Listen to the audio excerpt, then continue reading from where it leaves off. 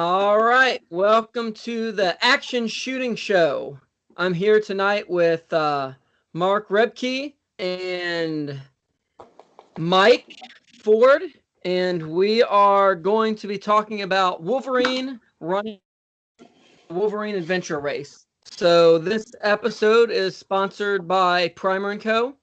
Check out Primer & Co. for all of your 2A apparel, and that is at www.primerandco.com. So we're going to get started here.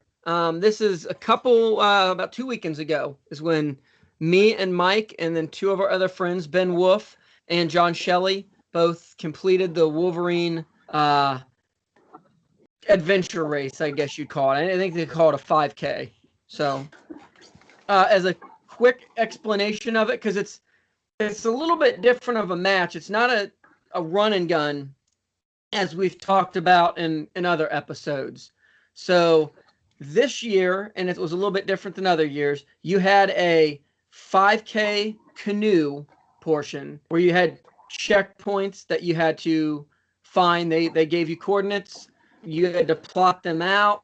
You had to go find them. And you didn't have to. You could skip them, but it was useful to find them. And that was with your weight that you're going to eventually ruck with. So our division was 45 pounds of weight for each person. Then you got to the next, after the 5K canoe, there's a 5K ruck that you carry your weight. And then once you get done with that ruck, you get back, you turn in your information, what do they call it, your I forget the name of that. But basically, you had a card where if you stopped at the checkpoints, they had a little stamp. You could stamp it to let them know that you were there. They had code, Morse code, and tap code that you had to figure out and figure out like a coded message. And basically, you turn that in. Any other little things that you found, you had to grab a brick at one point for each person on your team. You had to grab a flag early on. So like I finished with this American flag kind of majestically waving in the background behind me as I rocked. And we did a side trip that ended up getting us a little certificate for a smoke grenade. We can talk about that later. But yeah, and then after that, you had the rest of the day up till 6 o'clock to shoot stages. There's 8 stages, very tough technical stages. So that's kind of the breakdown. It's a little bit different than any match we've shot before, and we learned a lot. So maybe we'll get in there and let Mark start asking us some questions. Yeah, so since I didn't go, maybe because I'm a bad friend or a good friend that knew I would have held back the team, I did not shoot this match, and so I'd be happy to ask you some questions. Now, I know that you guys spent a good amount of time training for this. I believe you guys spent some time together in the woods away from your wives. Was that part of the training or was that something else? Why can't it be both?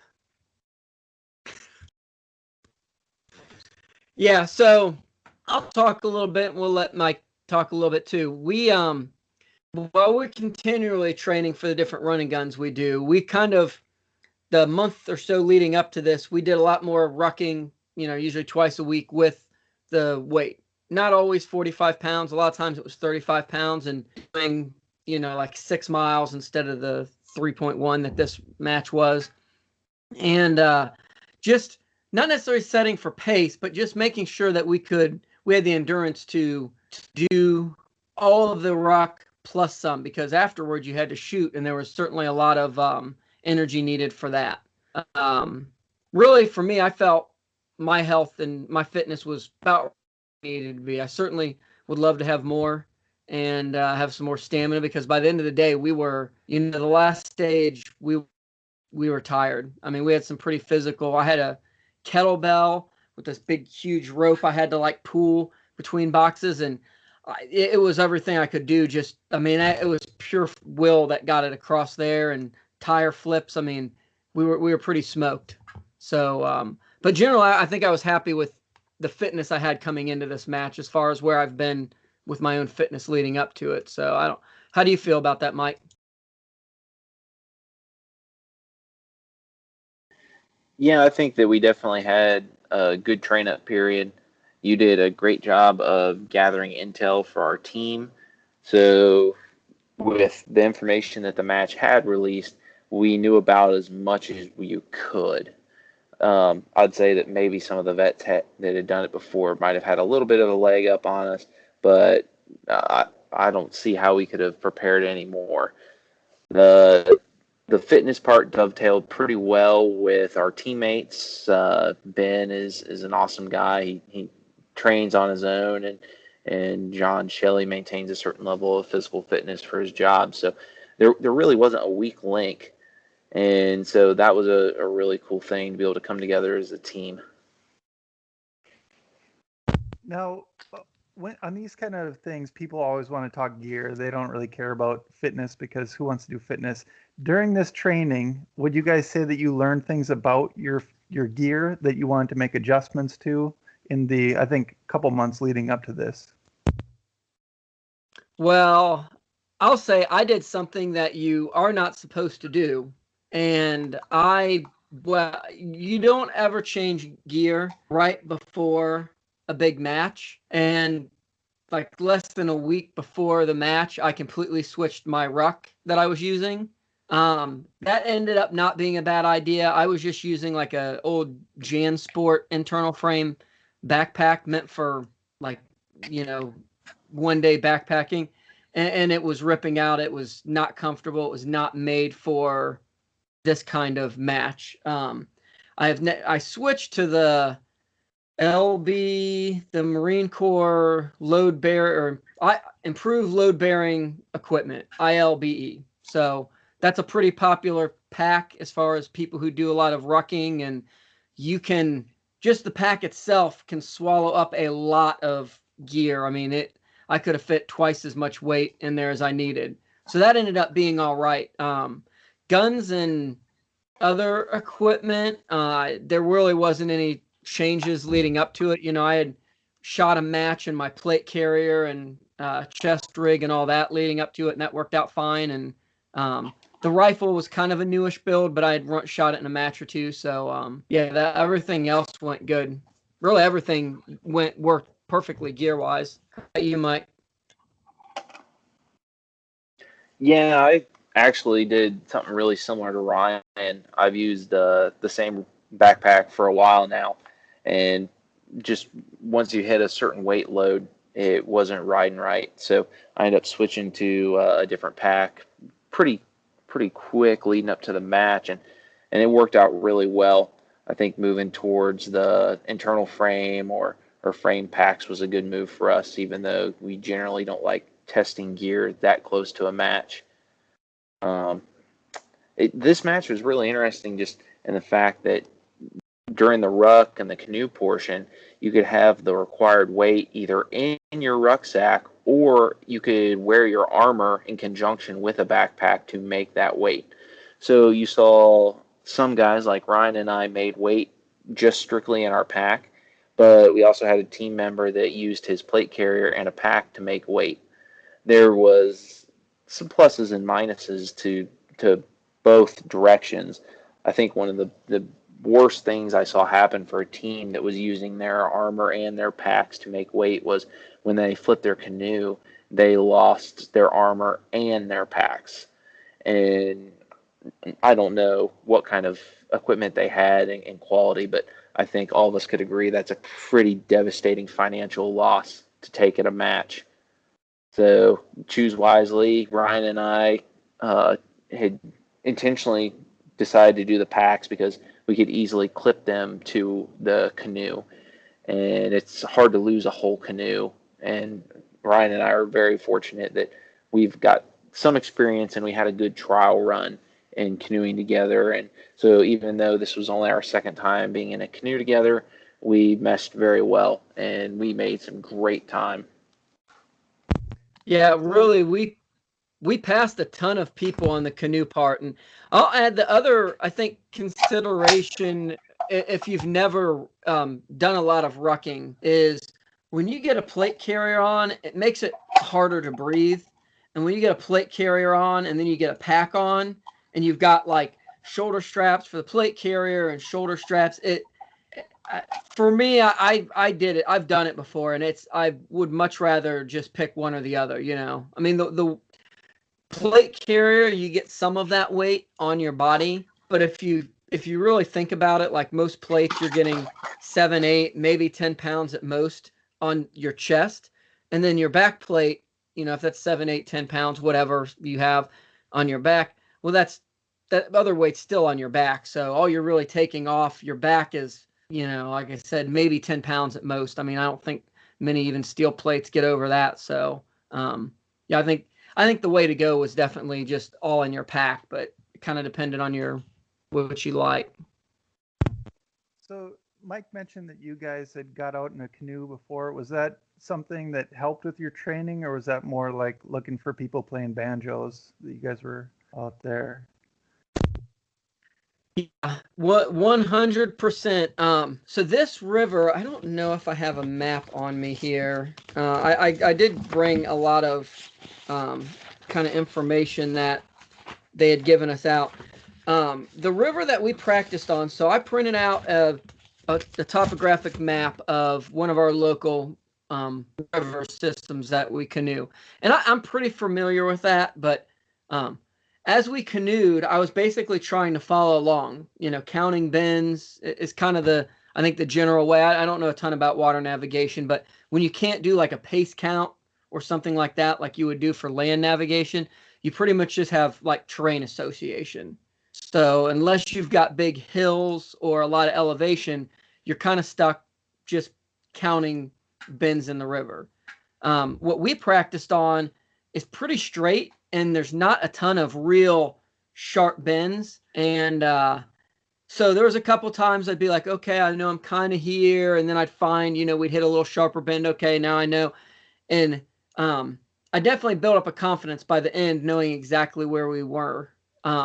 So I guess flash forward to the match, John Shelley, who in the Army had done navigation stuff, before we even got in the canoe, he went and used his protractor and all the information, and he marked out all the spots on the map. And so he had one in his canoe, I had one in mine, and we marked where each of these spots was and kind of labeled the turns and whatnot. And we were pretty much able to, part of the reason we made good times, we could shoot straight to that spot because we were confident what John had marked out, and I was confident that I knew in there where we were going. We'd find one, and if it was a little while away, I'd say, okay, we got 5 bends, and then we get closer, we got 2 more bends. Okay, it's going to be up around this left. And I think some other people were just kind of more lazily going around, looking on both shores, which would probably find you most of the checkpoints. But there was one at least that was actually up a channel that you had to kind of canoe up against the current, that unless you saw other people go or you knew where it was supposed to be, you wouldn't have found that. So I think a good part of our time on that was just that confidence. And John hadn't really had a lot of canoe experience, so a lot of it, me and Mike just shot ahead, hit the checkpoint. By the time we were getting done with that, they had caught up and did the same thing again. Okay, so physically training, it seems like you guys were real squared away. You mentioned there was things like Morse code, tap code. I assume your time in prison helped you with the tap code, but I know both of you guys you guys are both hams, but again, you're that younger generation of ham that never learned Morse code. So how did these two things hurt or help you? Did you guys have somebody on the team that could figure it out, or did they give you stuff to assist you with those, above the shoulders kind of tasks? Yeah, real quick before we go in, I'll see if I can get this. This was I don't know how well that shows up. This was the river we kind of canoed down. So you can see it's a pretty windy river. As far as the Morse and tap code, and I saw a lot of teams doing this, they had given you guides beforehand, like Morse code, and I printed them off on little cards and laminated them. But we would just go and snap a picture of at the checkpoint, and then we actually just did that for every one of them. And then when we got back to after the canoe, we drop the canoes off, and then your ruck portion starts. While John Shelley sat down to plot out the rucking points, we just went through, and I would look on my phone and I'd say, 3 dots, 2 dashes, 3 dots. And then, Mike would look on his Morse code thing, call out the letter, and Ben would write it down. And we just go through each of them. And the same thing with the tap code. And that worked out pretty well on the ruck portion. We just did it while we were rucking. We'd take a picture, we'd get moving, and then we'd start reading it off as we were going, and just kind of filling in the blank. So that was really fun. One thing we didn't know, I'll see if I can find a picture of it here. So a lot of the checkpoints had, and I didn't really think too much about it, had some kind of picture like this, and I was glad we had taken pictures, because on one of the stages you needed to have information on that. We'll talk about that in the stages, but so they had a lot of different stuff, and they didn't really explicitly say anything about that, and really should have been a clue. They had a bunch of these faces on it, but yeah, that really helped. So Okay, so that kind of wraps up the preparation. Sounds like physically you guys were there.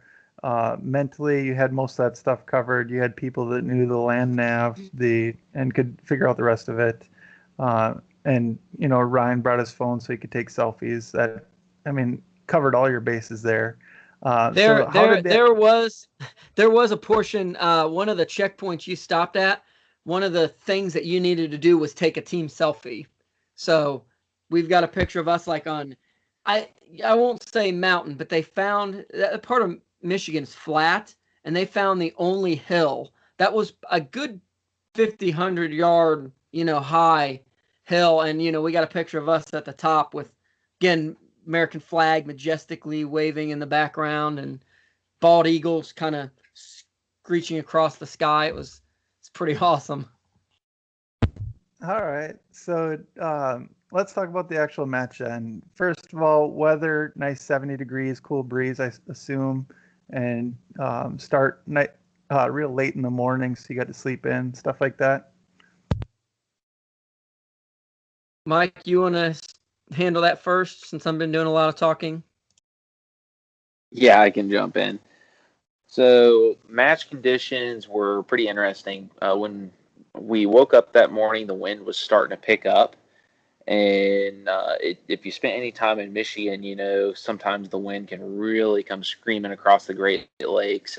And so I think the high was mid to high 80s that day. And we ended up with, looking at the flags, probably a good 20 mile per hour constant wind, sometimes gusting maybe another 5 to 10 mile per hour faster. So the range was a really fantastic range, but being where it was located in Michigan, all the berms were made out of sand, as well as most of the parking lot. So that wind whipping around was blowing a lot of sand into guns, gear, people's eyes.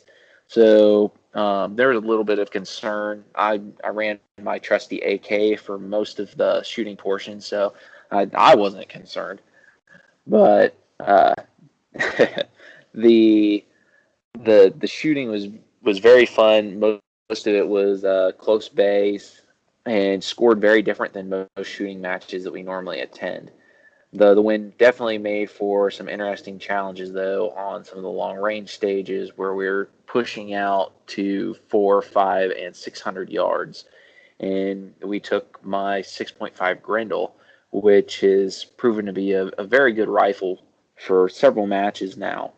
And we were able to make a fairly high percentage of hits compared to most teams at that range who were running like 6.5 Creedmoor, 6mm Creedmoor 308. So we were very happy with our performance with most of the stages, but due to the fact the stages were scored different than any other match we attended, and they didn't release a lot of that scoring information, a lot of teams, including us, took some big hits and penalties that we normally wouldn't get.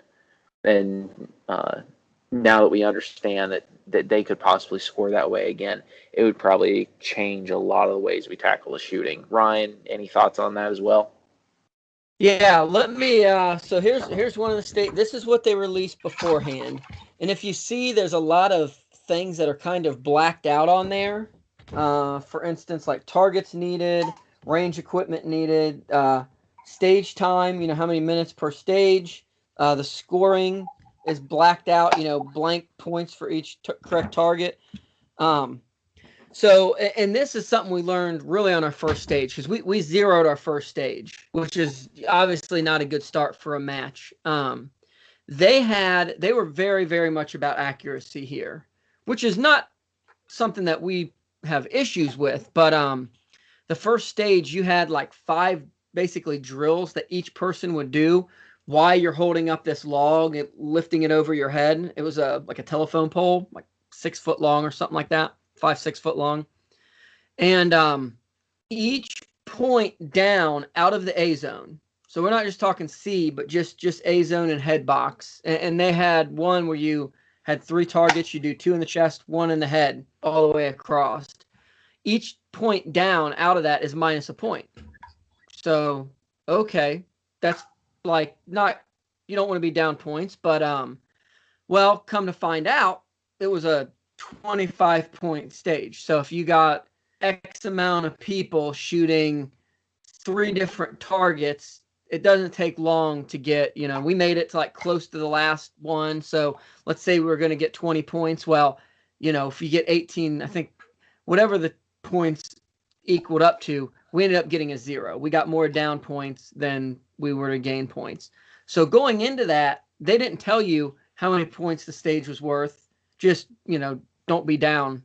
After that, having known that, we would have shot a lot more conservatively, and it would have been better to have gotten less far in the stage and shot slower and got more hits. And when I say we dropped points, like we got a lot of A's, and the A's we didn't get were like, they were C's that were close A's. So it wasn't just, you know, a spray and pray or anything like that. You know, you're talking an inch low in the C or a little bit left or right. Kind of a funny thing that happened, which I went first on one section, or went first each time.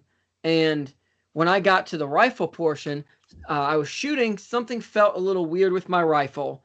And just out of habit, I racked around out and shot, you know, kept going. Well, I was going to be down 1 round now. And the guy's like, "You're done shooting."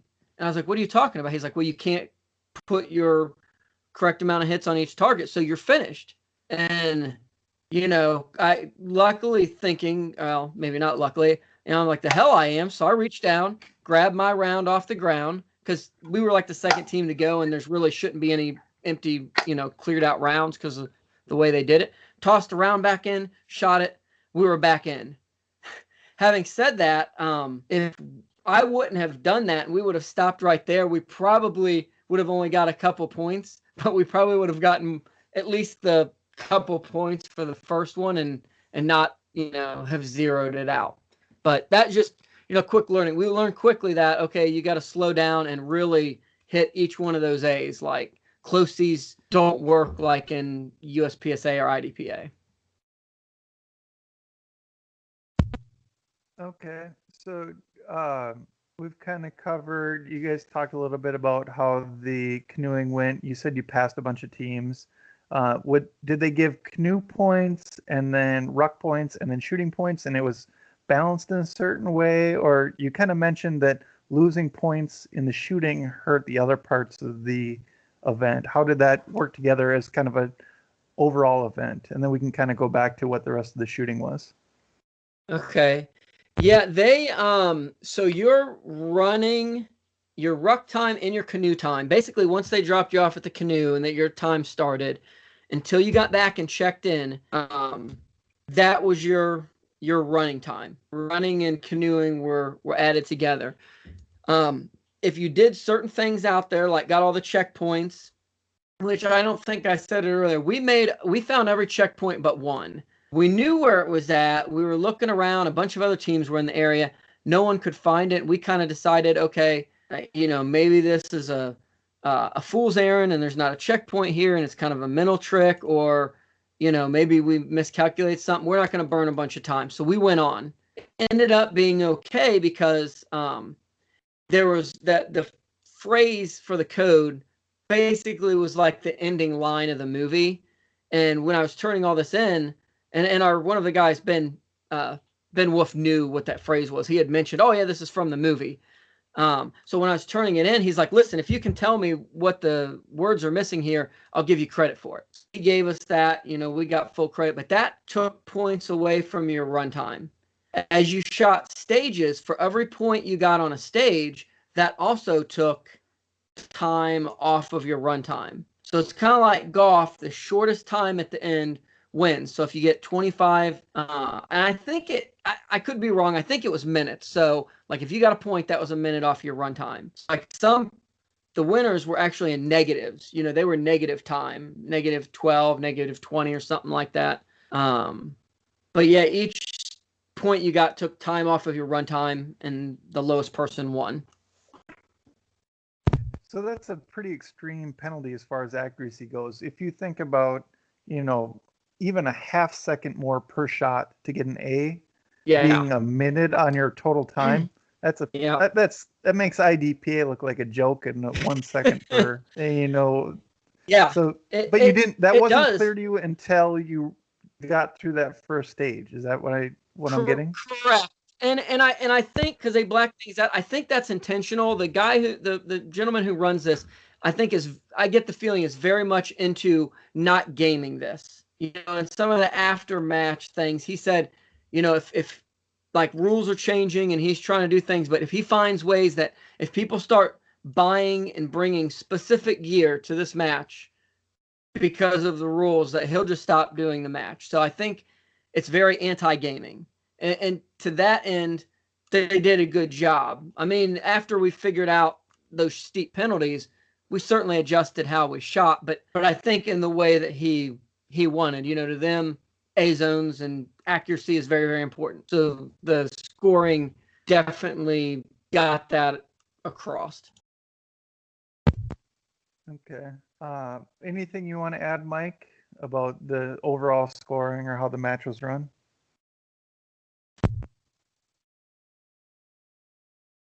Yeah. So for anyone that's interested in shooting this match, they are definitely big on understanding holdovers and being very intimate with your gun. It helps because Ryan and I already pursue that skill a lot in our local 3-gun. Ryan makes us do holdovers with penalties, and most of the running guns that we attend, especially with match directors like Matt Stennett out there, they are really big on the shooters knowing their guns and being able to perform at a fairly high level on demand. And this match was very unique because the physicality of it really demanded that you could maintain that high level of performance right after you held a 100-pound log over your head, or after you had dragged a heavy rucksack up to a shooting position, or did something with farmer's carries. So that was kind of unique in the way that they had those stages designed. So while not exactly CrossFit, there was definitely a benefit to understanding and being very familiar with the equipment, where when you were tired, tunnel visioned, and definitely unsteady, you could still perform at a high level. And I'll put as an aside, and I did it this match, and I've done this at a number of matches. I'll go out and figure out what the drops are at different distances, and I'll dial before a stage. Like this match, if I dialed 1 and 1.8 mils, that would put me dead nuts on at 20 yards. So if I know that all my shooting is going to be at 20 yards, then 100-yard or 200-yard zero, like it's okay. But if I just dial to 1.8, I can hold dead center and I hit the head right where I want instead of having to hold over. And I'll do that for if I know a match or what I'm shooting is only 100 yards. I'll do that. I still have my 200-yard zero. So if, I guess to the ungaming, if something happens and I need to make a 200-yard shot and I know my hold's there, I can grab the dial and, go back to zero, and now I've got my 200-yard zero. But that's something that I found handy when, like Mike said, you're really gassed and you breathe, your heart rate's at 170 and it's any more things you have to think about, like, oh, I have to hold here. You're not, it's hard to do. So if I know that, hey, all this shooting's in, just reach up and dial. So, and that really helped at this match a lot. All right. So we're about 30 minutes in. Do you want to talk more about the shooting, or do you want to talk about just overall match feel, competitive equity, or do you want to have maybe some final thoughts on how you would prepare differently, some advice you'd have for people that want to do it, or any other thoughts like that, or do you want to keep going?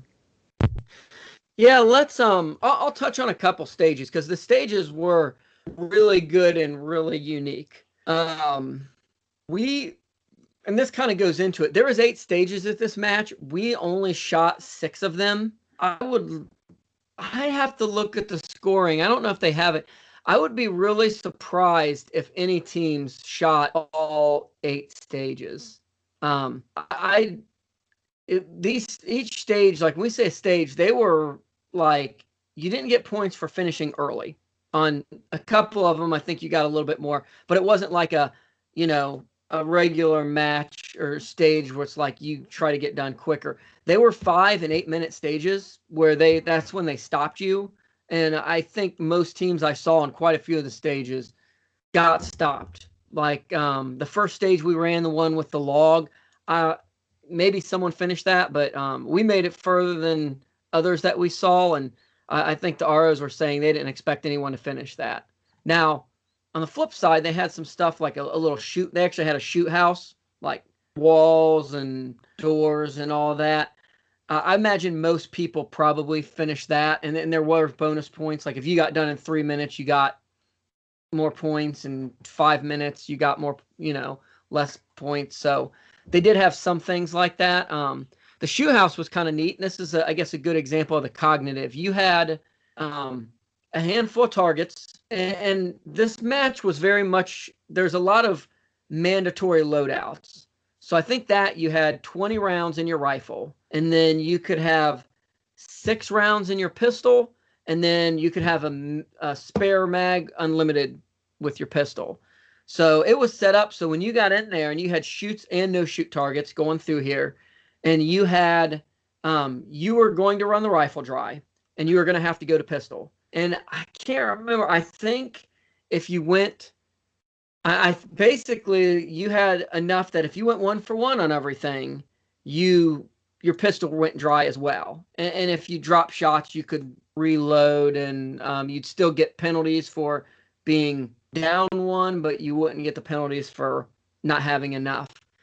But then before you went in there, they showed you a little picture of like a military insignia, and that was your high value target. So the idea was you shoot all the shoots and you don't shoot the no shoots. Once it's done, you go to that high value, and that had like a little box in there, and that had a number. So you had to remember that. You're shooting all these things. You have to remember what that insignia looked like. The high value may be a no shoot. So hopefully you didn't shoot it and you get the information, but it may have been a shoot, and then you get the information there. So when you came out, you tagged your partner, your next teammate went in, and then you had to go to this little box with a keypad, and you had to put the number on there because each high value had a number. And if your last teammate come out, put the number in, pop the thing over, that's when your time stopped. And if your lock didn't open, then you weren't done, or you didn't get the points for it. So it's just little things like that. You got to remember this military insignia, kind of what it looks like, why you've done a bunch of shooting, and then quickly get out and remember, a number. So I don't know. You want to share maybe one of the ones you really like, Mike? Ryan, to clarify before Mike starts, you shot all 8 stages, right? You just didn't get points on six No, on no, two of no, them? no, no, no, So no. We did clarify not shoot. then people who go to a USPSA match and you expect to Yeah, shoot all six, or yeah. clarify what So that means. yeah, I should have done that because this was a really weird. So once you got done with your ruck, you could start shooting whenever. There was not like a squad that you went around with. It was just you found a stage, you waited in line, you shot it. They all had ROs just running people through as quick as they could get you through. And part of the strategy was one, finding stages that didn't have a lot of people stacked up waiting on it because you don't want to just sit there not shooting. Another strategy that we kind of picked up as we went along was finding stages that you could excel at, because it became pretty clear early on that there just wasn't enough time in the day. Like much past 5, if you weren't in line, you weren't shooting it. And at 6, they were cutting it off. So we kind of said, okay, well, we know we want to shoot this stage and this stage because they just look like fun. There was one that you filled up bags of sand with like a trenching tool, and we were like, okay, well, that looks like that sucks. Like, and you were running a lot. I don't say sucks as in like it wasn't a good stage design, but just like that looks like a lot of like there's a lot of running, and it was later in the day. There's another one where you're tossing kettlebells, and it was like, all right, well, we don't want to toss kettlebells and like run 100 yards. So like, you kind of were strategic about what stages you shot to get it done. And I'll have to look at I'll see if I can find the times while Mike's talking and see. I don't know that anyone, there was more shooting than you could really get done in a day. So I think part of the match was kind of having strategies like what can I accomplish and what can I accomplish well, if that makes sense. Does that kind of clarify it? Yeah. So if building on that a little bit, if you're a match director listening to this, or if you're somebody that's in the run and gun community, would you like to see more of this? Did you think it worked, or do you think it only worked because this match had the running and canoeing that it did? Is it something that you could see in the run and gun community kind of adapting, or was it just kind of unique and so it was okay in this match? Yeah, personally, I think it worked great for this match, and I'd say it's kind of part of the strategy. If you're talking about like this was, I don't know if we said it earlier, Wolverine being like the Red Dawn, based off the Red Dawn movie. So, if you're thinking about like this, it's like a combat and kind of Civil War-ish deal, or invading.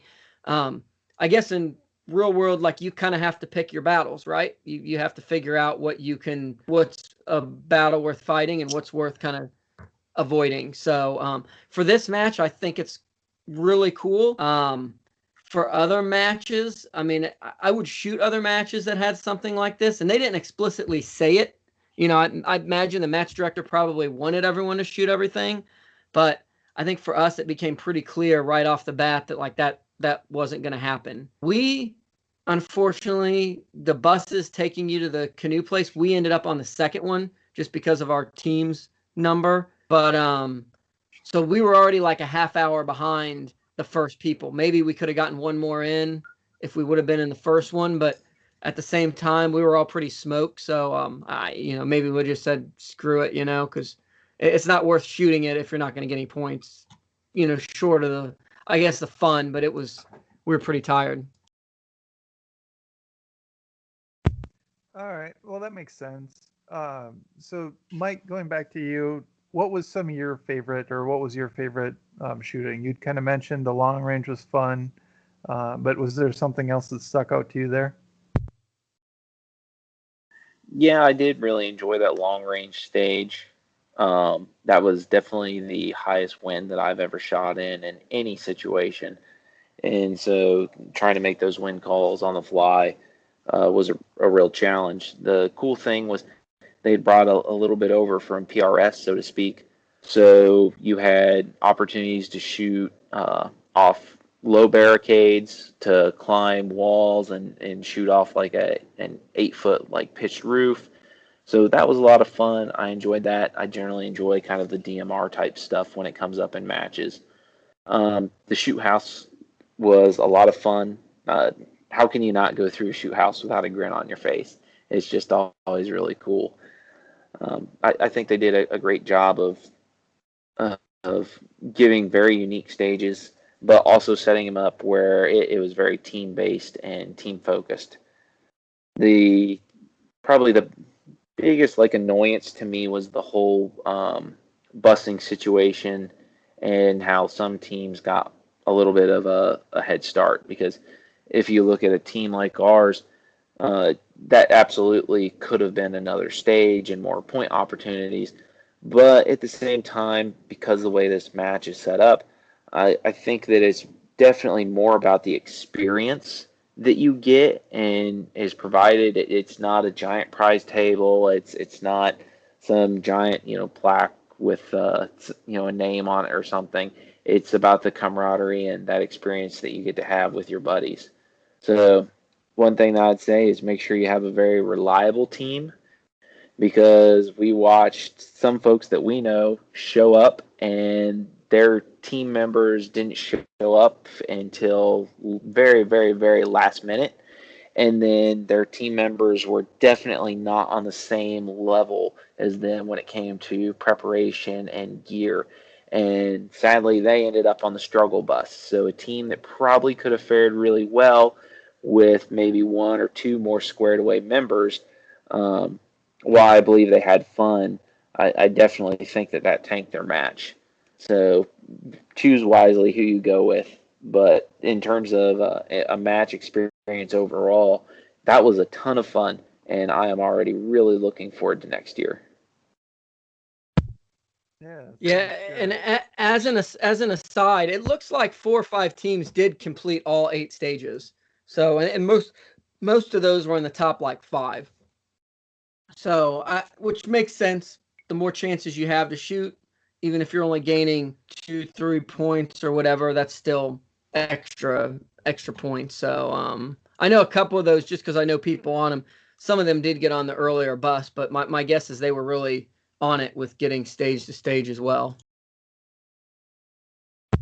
All right, so we're a little over 40 minutes in then. Do you guys want to wrap up with last thoughts, or do you want to say what you would do different, or something like that? Or maybe gear things you'd like to change? Again, people like to always talk about gear. So, what do you want to wrap it up, or do you want to keep pushing on with other topics? We'll kind of get to wrapping it up. Let me make one more thing about the match, just because if you've shot a lot of other sports, this is probably an important thing to say. Is I think you kind of mentioned earlier when you talk about competitive equity, the way this match was designed, that's not their highest concern. I'll put it that way, and I don't say that as a negative. Just reading through the stage briefings and how it worked, I had a feeling that was the case going into it, which I was fine with. Some of the stages, like the long range stage Mike was talking about, you start in a truck and you kind of basically on the go, you peel off. So the people in the back of the truck go and run off to the side with ROs. Each shooter has their own RO in this. So me and I want to say it was Ben were in the front. Like I was driver, he was passenger. So we're shooting through the sides of the truck. And then when we get done, ROs for Mike and them tell them to go. And then our ROs guide us to the next point. And you're kind of leapfrogging up, shooting different targets, which is a lot of fun. I mean, it was really a good time. But just describing that, when you have ROs that are telling you go forward, stop, that kind of thing, you're not going to get the same exact experience for everyone, just by the nature of it. This one's going to not necessarily understand, they got to watch and wait for this person to give them the cue, and if he's running a little slow, I mean, there was just a lot of little things like that. So if you're like I'll use if you're a USPSA shooter who's used to like everything is in a rule book and this is what we do and everything has to be just 100% fair, and like that's what you like, which is awesome, cool. I understand why people like that, but you would probably not like aspects of this match. 3-gun and running gun, while they try to have fair matches, they're maybe a little bit more loose on that. And this, you're definitely trading off. You're trading off some competitive equity for a lot more fun, in my opinion. So if you're fine with that, and we were going into it, we knew what we were getting into, I think you'll love the match. But if you, like I said, if you're that personality where it's like, hey, that's not fair, because I doubt there was a reshoot all day.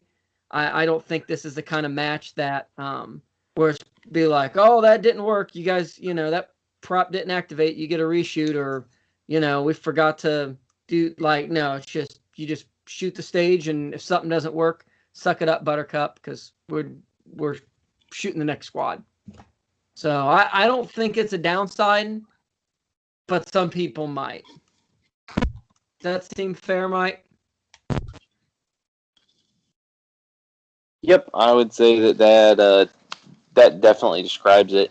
But at the same time, if you understand that going in, then I think that it's a ton of fun. And as I said, I definitely look forward to doing it again. There's no doubt that we'll definitely have a little bit more of an edge now that we understand their systems and how they work.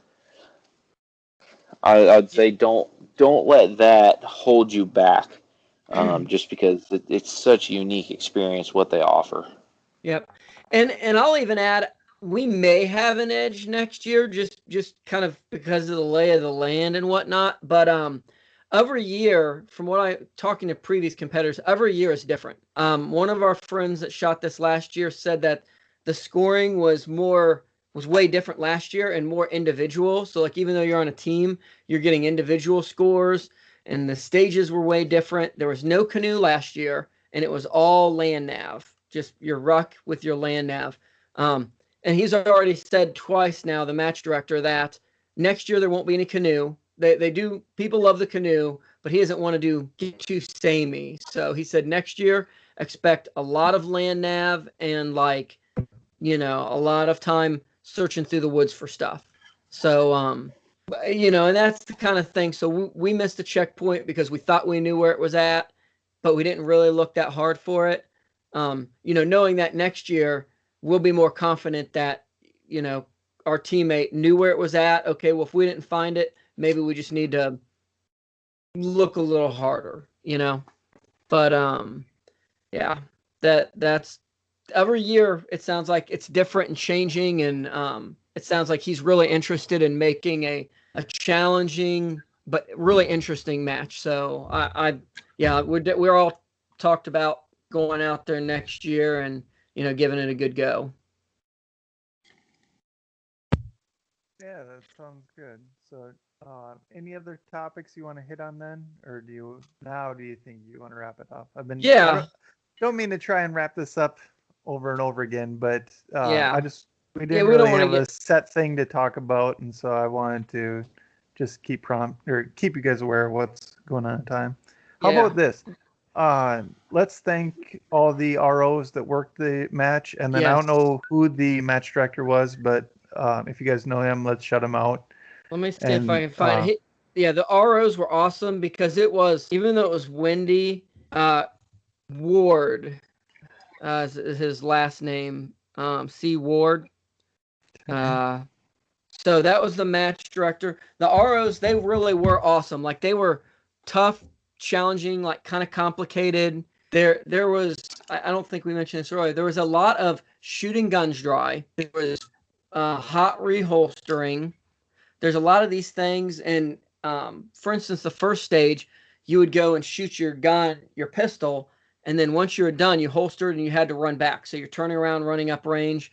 The RO there, while stern with shooters to make sure that they weren't like pointing guns where they weren't, I thought he balanced I think they all balanced, like, we need this to be safe. We can't be pointing guns at people, but not getting too, like, freaked out, I guess. If someone's like, if someone looks like they're going to do something, they're going to say it, but they're not like yelling at them or stopping them, or I don't know how to quite describe it, but I thought they did a good job of balancing that. Like, okay, we got to be safe, but people are running around, and if a guy, I know he talked to John Shelley, because John Shelley was putting his rifle on safe, even though he had shot it empty, but he had a 45-degree safety.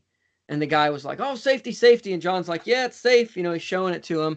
And like afterwards, he apologized. "Oh, I didn't, I'm not used to the 45-degree. It didn't look like it was enough." So, it was that kind of thing. Like he wanted it to be on safe, hollered at him, but once he realized, okay, this is on safe, everything's good. We're going on. He's not stopping or freaking out. So, yeah, they were tough stages to RO, and they did a great job. And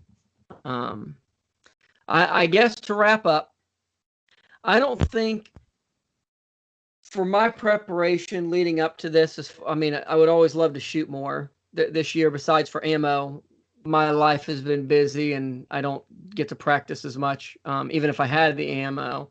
But I felt pretty trained up. My fitness, we pushed pretty hard without injuring myself. So where I'm at in my life with my fitness was right where I needed to be. I'm always working to get better, because that's just, that's what you do.